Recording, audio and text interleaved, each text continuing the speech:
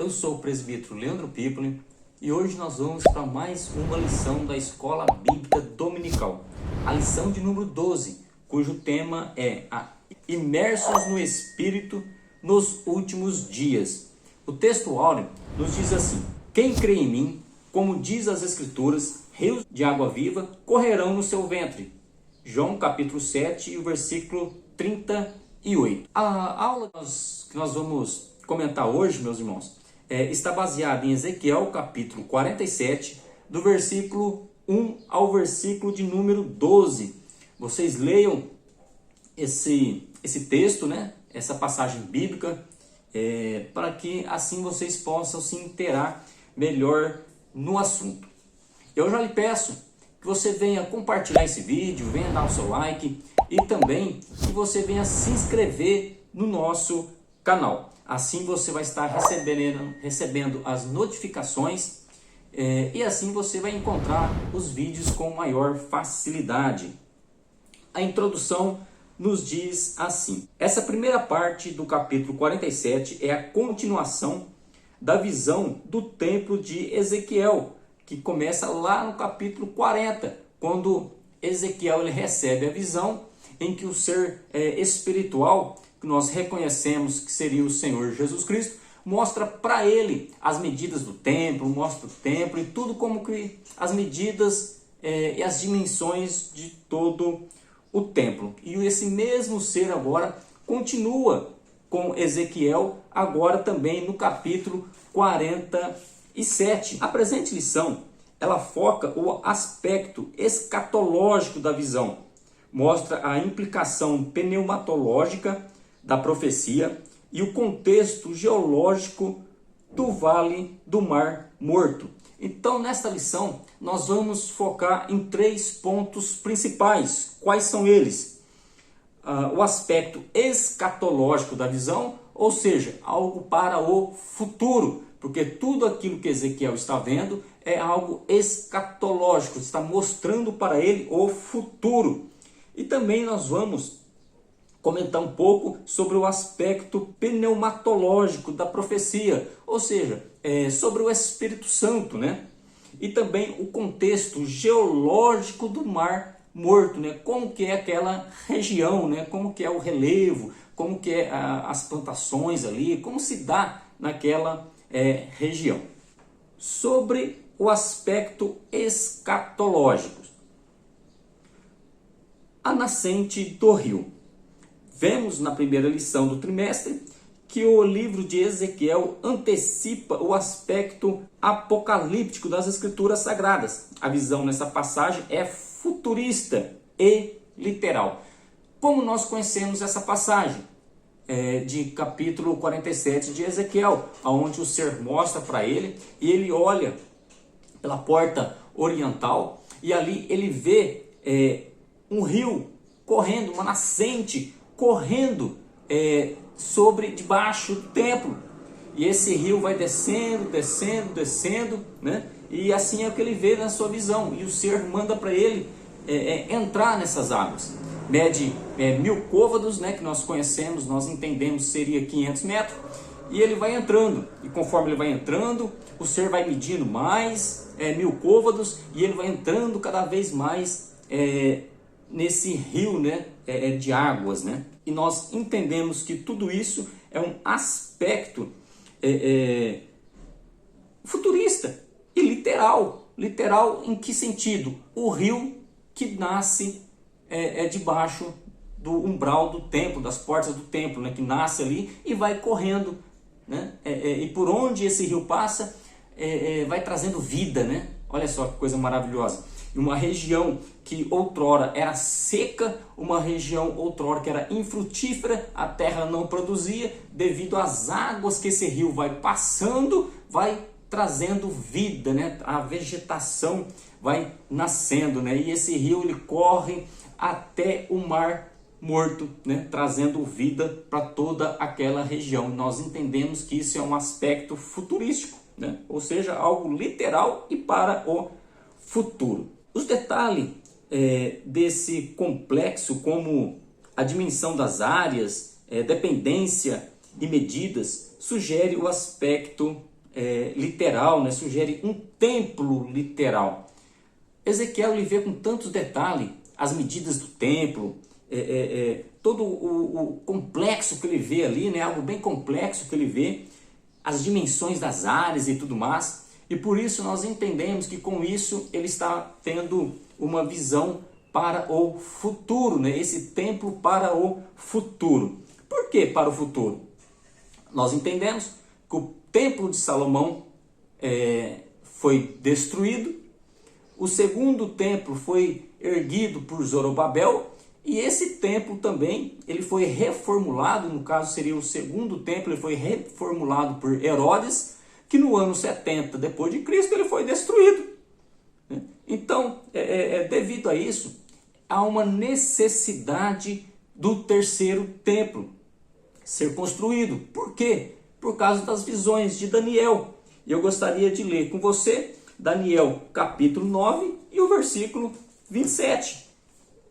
E assim nós entendemos que durante o período da grande tribulação, a Bíblia nos deixa bem claro que vai haver ali um templo, né? E ele firmará um concerto com muitos por uma semana, e na metade da semana fará cessar o sacrifício e a oferta de manjares, e sobre a asa das abominações virá o assolador, e isso até a consumação, e o que está determinado será determinado sobre o assolador. Essa passagem aqui no qual Daniel está falando aqui, está falando sobre o anticristo, que o anticristo vai firmar um concerto com muitos, né, por uma semana. Aqui é uma semana de anos, né, seria 7 anos, né, e na metade desse acordo, né, desse concerto, ele vai romper esse concerto aí, né, ele vai fazer o quê? Cessar o sacrifício e a oferta de manjares. E nós entendemos que o sacrifício é feito no templo, então haverá um templo, né? Isso corrobora com 2 Tessalonicenses, o capítulo 2 e o versículo de número 4, que nos diz assim, ó, o qual se opõe e se levanta contra tudo o que se chama Deus, ou se adora, de sorte que se assentará como Deus no templo de Deus, querendo parecer Deus. Aqui, essa passagem também trazendo a referência sobre o anticristo, que ele vai se assentar no templo, né, como Deus, né, no templo de Deus. Então, há uma necessidade da construção do terceiro templo, né? Isso pelo menos durante o período da grande tribulação, que nós assim entendemos. Agora, se esse templo vai ser o mesmo templo do milênio, no qual Ezequiel agora está vendo, né? Aí já não tem como a gente dizer, né? Com propriedades bíblicas. Por quê? Porque o terceiro templo ainda não foi construído e nós não sabemos qual vai ser a dimensão, as áreas, né? As medidas desse templo. Se for umas medidas diferentes do qual o profeta Ezequiel está vendo, então esse terceiro templo também vai ser destruído e vai ser construído um novo templo no milênio, né? Então isso é apenas conjectura, né? Isso é apenas especulação, né? Então muitos entendem que o terceiro templo vai ser destruído após a grande tribulação e depois vai reerguer um novo templo, que seria o templo da visão de Ezequiel. Então olha só, se os dois templos que foram destruídos, o de Salomão e o de Herodes, né, então, né, esses foram literais, então obviamente também, né, o templo aqui de Ezequiel aqui vai ser um templo também literal. Embora muitos entendem que essa é uma visão idealista, né, ou seja, é apenas para transmitir ideias, ou apenas para transmitir símbolos, ou apenas uma figura de linguagem, algo alegórico, né? Não, né? Nós entendemos, devido à palavra de Deus, como algo literal. Como as promessas divinas no novo templo também algo literal, assim como as outras promessas foram também literais nós conhecemos que também esse templo é algo literal e realmente debaixo do umbral das portas ali do templo vai ter uma nascente e esse rio vai correndo até o Mar Morto, né? Trazendo vida. Nós entendemos que é algo completamente literal. Sobre o guia celestial, um personagem que aparece desde o início da visão do novo templo.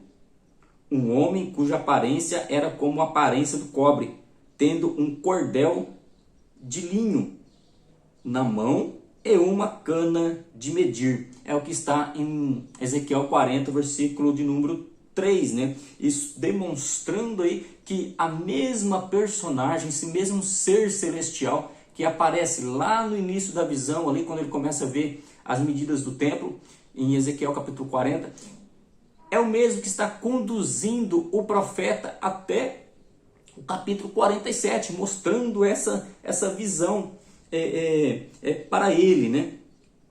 E esse ser está como um guia, conduzindo o profeta, né? Olha só, e nós entendemos que esse ser espiritual, como eu já disse, é o Senhor Jesus Cristo, pois é Ele quem nos conduz, né? Então devemos deixar ser conduzido por Deus, né? Pelo Senhor, né? Porque Ele é o caminho, a verdade e a vida, né? Ninguém vai até a Deus a não ser por Jesus Cristo.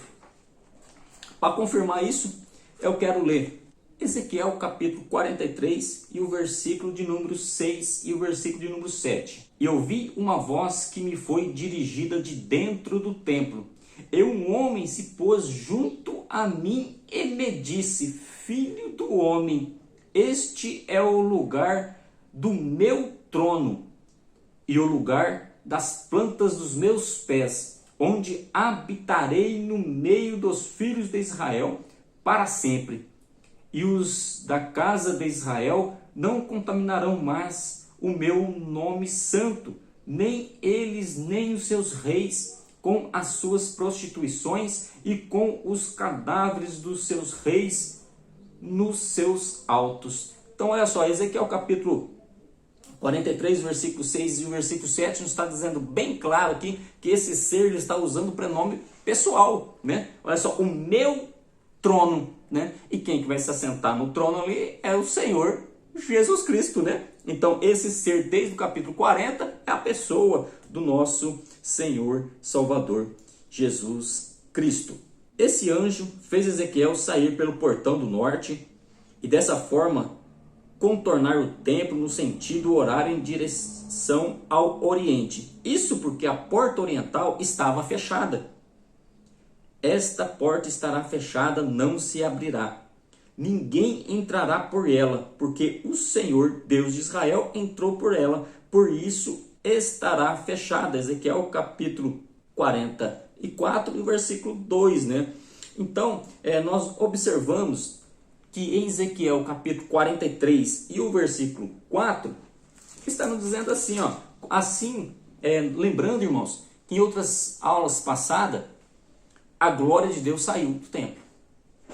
Agora, Ezequiel capítulo 43, versículo 4 diz assim, ó, e a glória do Senhor entrou no templo pelo caminho da porta, cuja face está para o lado do oriente, né? Então, pelo mesmo lado, por essa porta, a glória de Deus entra. A glória do Senhor é a presença de Deus, né? Então, essa porta agora se fecha e ninguém mais entra por ela, né? Porque é algo exclusivamente, né? Para uso exclusivo divino, porque a glória do Senhor entrou por ela, né? O nosso Deus, a presença de Deus entrou e essa porta agora está fechada. No período dos dois templos, que seria o templo de Salomão e o templo de Zorobabel, como nós conhecemos como o templo de Herodes também, né, reformulado depois, né, isso revela, essa porta nunca esteve trancada, e isso revela o caráter escatológico da visão, né, porque agora Ezequiel vê a porta fechada. Os novos frutos. A visão de Ezequiel em relação a toda sorte de árvores que dá fruto para se comer, nos seus meses produzirá frutos novos. Se refere ao milênio. E a do apóstolo João, né, a visão lá do apóstolo João, que o apóstolo João teve lá do capítulo 21 de Apocalipse, né, já está se referindo ao mundo vindouro, ou seria a eternidade. Então, algo que nós não podemos confundir, porque são passagens muito semelhantes, que do profeta Ezequiel, né, quando ele vê as águas fluindo ali do templo, né, e trazendo vida por onde passa, né, as árvores vão florescendo, vão crescendo, vão produzindo, né, aonde não há vida, agora aquelas águas vivas passam e produzem vida.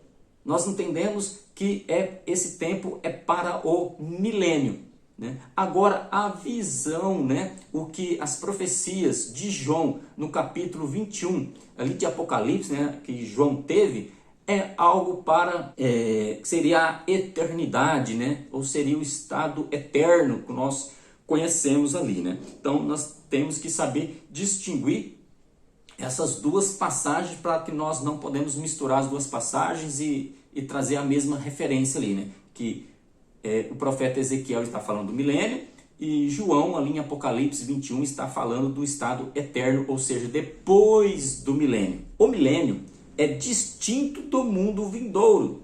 Apocalipse 21. Devemos olhar isso para a declaração de fé das Assembleias de Deus, no seu capítulo 23, né, o ponto 5. Né? Então, olha só, meus irmãos, a declaração de fé. Olha só, nós como da Assembleia de Deus, essa aqui é a nossa declaração de fé e nós devemos observar, é bom termos essa literatura para que nós possamos estudar, para que nós possamos estar alinhado com o que nós cremos. Né? Porque muitas das vezes as pessoas, por devido à falta de conhecimento ou buscar mais as literaturas da palavra de Deus, daquilo que a pessoa crê, daquilo que a pessoa está crendo, ela começa às vezes a fazer algumas distorções. Né?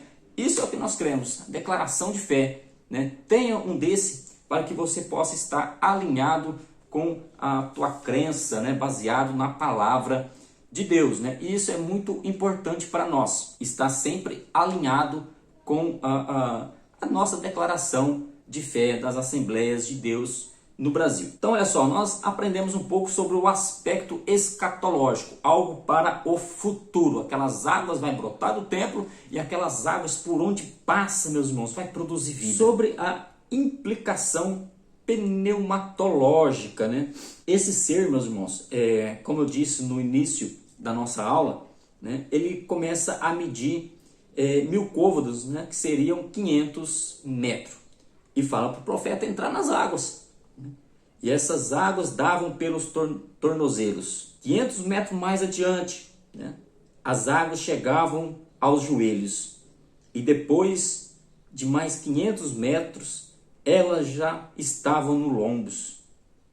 500 metros mais além, essas águas já haviam se tornado um ribeiro. E o profeta agora tinha que nadar. O aspecto pneumatológico, né? O assunto que trata sobre a pessoa do Espírito Santo, né?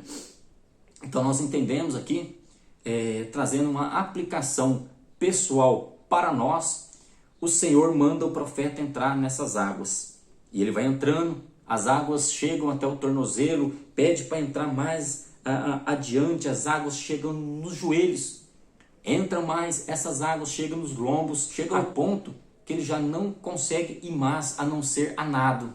Né? Agora, é por isso que o tema da nossa lição é imersos no Espírito Santo, né? Que coisa maravilhosa, né? Imersos, meus irmãos, é estar totalmente envolvido, completamente envolvido sobre essas águas. Assim que nós, como cristãos, devemos estar completamente envolvidos no Espírito Santo. Né? Nós entendemos dessa maneira que o profeta ele foi se aprofundando cada vez mais, e o Senhor media e ele ia se aprofundando. Assim somos nós, devemos estar sempre nos aprofundando cada vez mais, até que nós possamos estar completamente envolvidos pelo Espírito Santo de Deus. Profeta, entra nas águas, entrou, falou assim, olha, está bom, mas pode chegar mais além, né? Então olha só, meus irmãos, sempre podemos estar aprendendo mais da palavra de Deus, sempre podemos estar crescendo cada vez mais na graça e no conhecimento do Senhor. Eu quero ler uma passagem para você que se encontra em Gálatas, o capítulo de número 5, a partir do versículo de número 22. Mas o fruto do Espírito é caridade, gozo, paz, longanimidade, benignidade, bondade, fé, mansidão, temperança. Contra essas coisas não há lei, né? Que coisa maravilhosa, né? A pessoa que está vivendo, né? Como diz o versículo 25, né? Gálatas capítulo 5, versículo 25. Se vivemos no Espírito, andemos também no Espírito.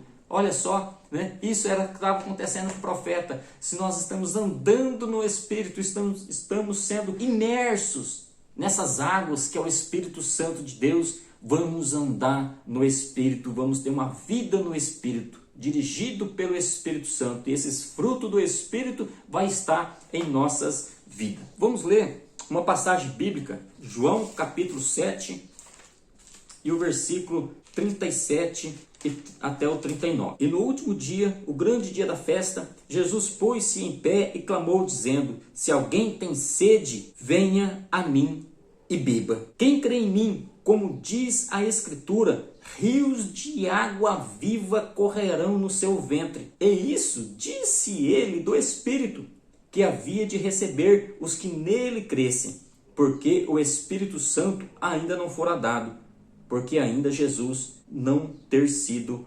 glorificado. Águas na Bíblia, meus irmãos, sempre traz referência ao Espírito Santo e também à palavra de Deus, né?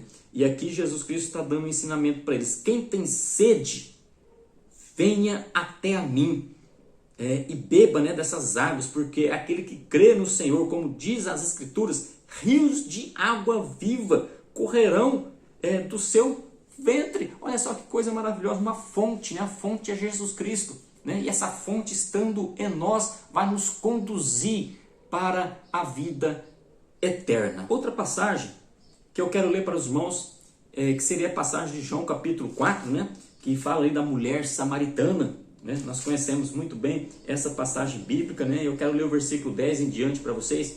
Jesus respondeu e disse, se tu conheceres o dom de Deus e quem é que te diz, dai-me de beber, tu lhe pedirias e ele te daria água viva.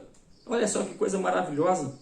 O versículo 14, mas aquele que beber da água que eu lhe der, nunca terá sede, porque a água que eu lhe der se fará nele uma fonte de água a jorrar para a vida eterna. O Espírito Santo de Deus, meus irmãos, ele produz vida em nós.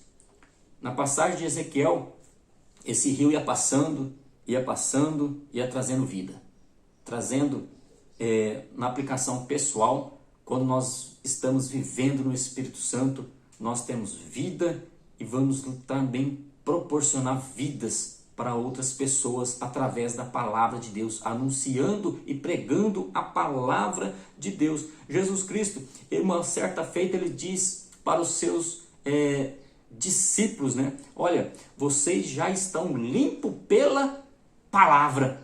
A palavra que nos purifica. A palavra nos traz vida. A fé, ela vem por ouvir e ouvir a palavra de Deus, né? Então, o avivamento, essa vida, nós receberemos através de ouvir a palavra e do Espírito Santo também em nossas vidas.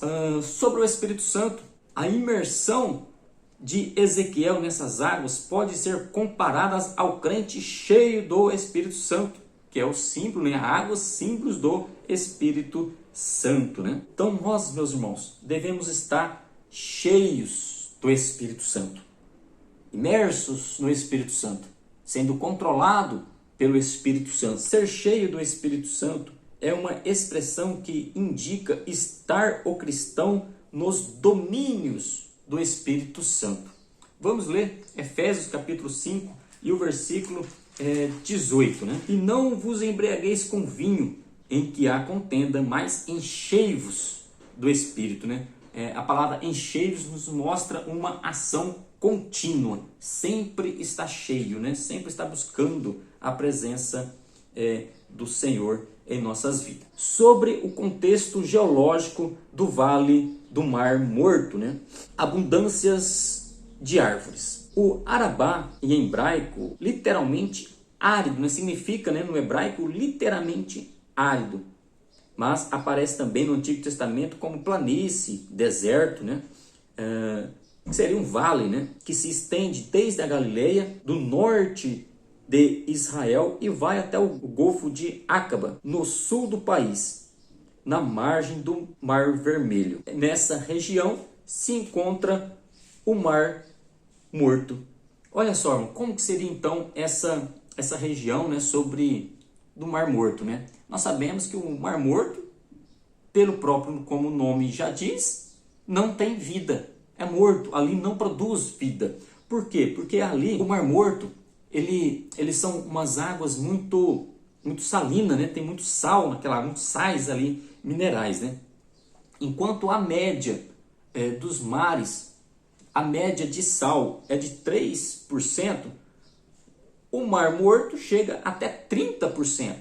Né? Olha só, 10 vezes mais. Então ali não tem condições de ter vida, de ter peixes ali, de produzir vida. E também toda essa região, ela é um deserto, não tem vida nenhuma ali. Nessa região, no Mar Morto, ele é formado pelas águas do Rio Jordão. O Rio Jordão, ele nasce ali no Monte Hermon. O Monte Hermon, ele fica ali no norte de Israel, né? No extremo norte de Israel. E ali, nas encostas do Monte Hermon, nasce o Rio Jordão.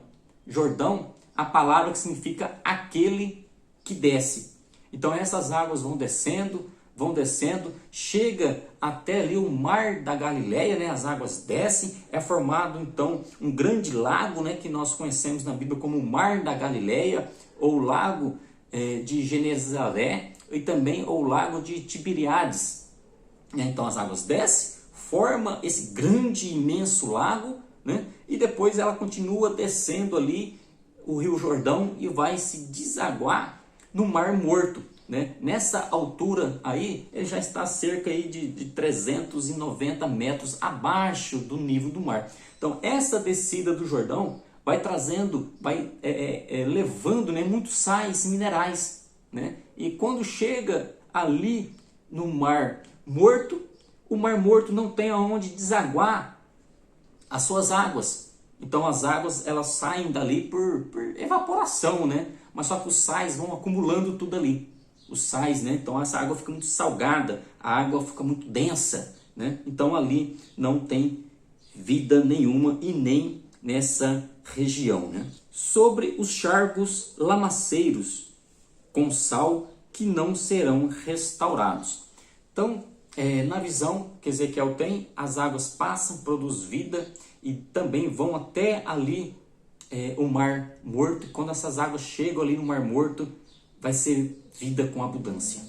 Vai produzir vida, os peixes ali vão começar a nascer, os homens vão pescar ali com grande abundância, aonde não há vida, agora no milênio vai ter vida ali naquele lugar, né? O milagre da parte de Deus, né? Que essas águas vão levar até ali, as águas que saem do templo, né? Dos umbrais do templo vão produzindo vida por onde ela passa. As regiões que outrora era desértica vão estar produzindo. Que coisa maravilhosa, né? Grande milagre da parte de Deus, aonde não há vida, vai produzir vida naquele lugar, né? E por onde esses braços vão passando desses rios, né? Vão tendo as plantações, vão crescendo, as vegetações vão crescendo, e vai ser um milagre glorioso da parte de Deus. Mas só que vai ter partes ali que nos diz o capítulo 47, o versículo de número 11, né, que vai haver charcos lamaceiros que não serão restaurados. E não serão restaurados por motivos particulares também, né? Porque essas águas ali vão ter grandes riquezas minerais, né? E também, como diz Ezequiel, né? 43, 24, capítulo 43, versículo 24, né? Vão estar servindo para sacrifício, né? As águas ali, o sal ali, né? As riquezas ali, né?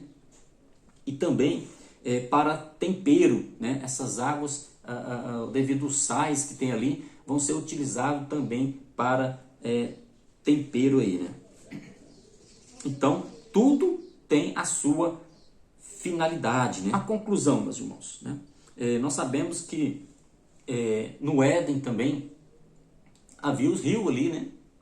E trazia também uma grande abundância. Nós sabemos também que Apocalipse capítulo 21, ali vai ter um rio que vai sair diretamente do trono de Deus e vai produzir também vida, né?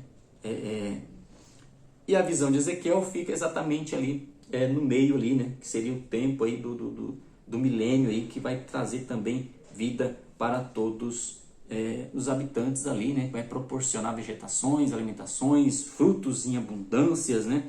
Por onde as águas passam, vai produzir grandemente, né? E também, meus irmãos, com um aspecto prático, né?